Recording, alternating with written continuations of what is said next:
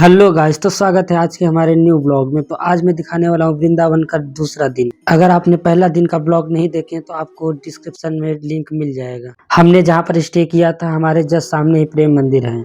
तो दूसरे दिन भी हम निकल लेते हैं सुबह सुबह बांके बिहारी जी के दर्शन करने के लिए। तभी हमें दिखता है बांके बिहारी जी की इन गलियों में बंदरों की हरकतें, जिसके बारे में तो आप सबको अच्छे से पता होगा। चश्मा और फोन बचाना बहुत जरूरी होता है। सुबह सुबह लाइन में लगने के बाद कुछ देर में हम लोग को बांके बिहारी जी के दर्शन हो जाते हैं। दूसरे दिन भी हमें बहुत अच्छे से बांके बिहारी जी के दर्शन हो जाते हैं। बांके बिहारी जी के दर्शन करने के बाद हम सब निकल लेते हैं राधा रमण जी के दर्शन करने के लिए।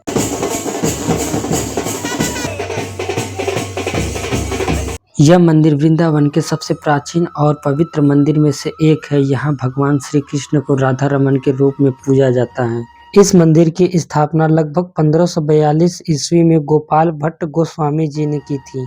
भगवान राधा रमण जी की मूर्ति की विशेषता यह है कि मूर्ति बहुत छोटी है लेकिन अत्यंत बहुत सुंदर है।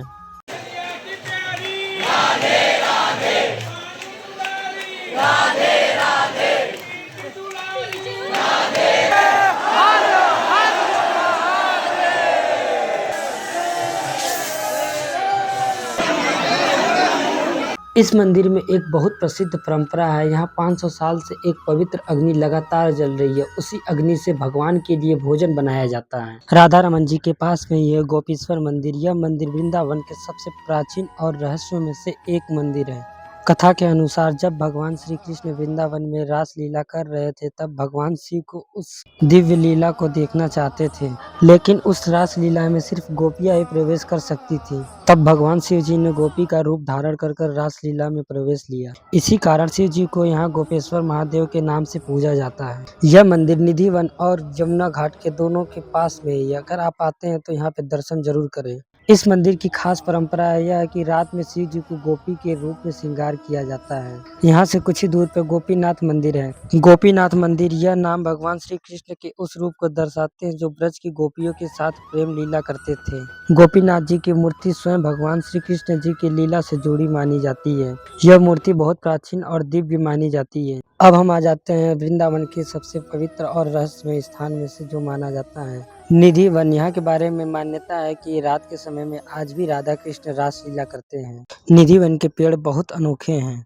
दिन में ये पेड़ जैसे दिखते हैं लेकिन रात में दिव्य रूप ले लेते हैं, ऐसा मानना है। सभी पेड़ मुड़े हुए और झुके हुए होते हैं। कई लोग का मानना है कि ये पेड़ राधा कृष्ण की गोपियां हैं। शाम की आरती के बाद निधि वन को पूरी तरह से बंद कर दिया जाता है। कोई भी व्यक्ति रात में अंदर नहीं रुक सकता।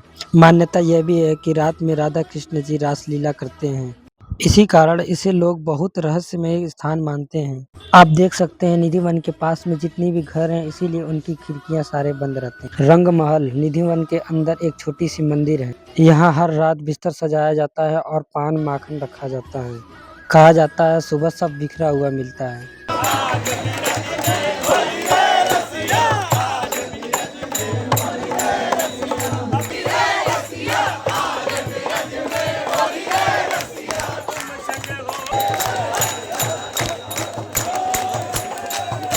निधि वन में राधा नाम से मगन होने के बाद हम सब निकल लेते हैं यमुना जी के लिए। यमुना नदी भारत के सबसे पवित्र नदियों में से एक है। यह नदी श्री कृष्ण जी की लीलाओं से जुड़ी हुई है।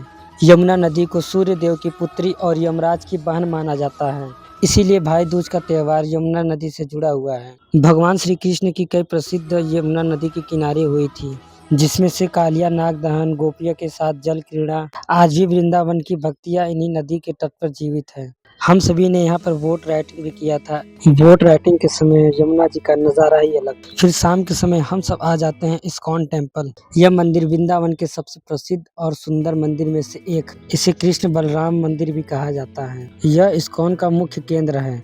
आज इस्कॉन के मंदिर 100 से अधिक देशों में हैं। इसके अंदर एक म्यूजियम भी बनाया गया जिसके अंदर राधा कृष्ण की कई सारी खूबसूरत मूर्तियां बनाई गई हैं। यहाँ पर आपको ज्यादातर फॉरेनर देखने को मिलेंगे जिनकी जुबान पे हरे रामा हरे कृष्णा सुनने को मिलेगा।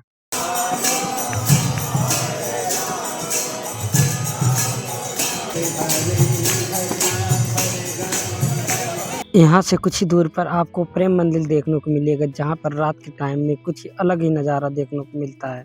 प्रतिदिन लाखों की संख्या में लोग आते हैं दर्शन करने के लिए। अपनी भव्य रोशनी और संगमरमर की नक्शाओं के लिए पूरी दुनिया में जाना जाता है। इसका निर्माण जगत गुरु कृपालु महाराज जी ने कराया था। पूरा मंदिर सफेद संगमरमर से बना है। दीवारों पर राधा कृष्ण की सुंदर लीलाएं बनाई गई हैं। मंदिर का परिसर बहुत बड़ा और भव्य है। मंदिर के चारों तरफ भगवान श्री कृष्ण की लीलाएं की झांकियां बनी हुई हैं। कि जस्ट सामने गोवर्धन पर्वत उठाए हुए देखने को मिलेंगे। सबसे खास बात जो रात के लाइट शो की वजह से पूरी दुनिया में फेमस है। हर कुछ मिनट में अलग अलग रंगों से चमकता है। यह दृश्य बहुत सुंदर और प्रसिद्ध है। तो दूसरे दिन हम सभी ने ये सब सारे मंदिर कवर किए थे, जिसमें मैंने पैदल और 20 किलोमीटर बिना चप्पल के चले थे। ये वीडियो अपलोड करने में मुझे थोड़ा टाइम लग गया है। डे 1 का वीडियो अगर आपने नहीं देखा तो आपको डिस्क्रिप्शन में लिंक जरूर मिल जाएगा। तो आज के ब्लॉग में बस इतना ही। अगर आपको वीडियो पसंद आए तो लाइक, शेयर और चैनल को सब्सक्राइब जरूर करें। मिलते हैं अगले ब्लॉग में एक नई जगह और एक नई कहानी के साथ। तब तक के लिए राधे राधे।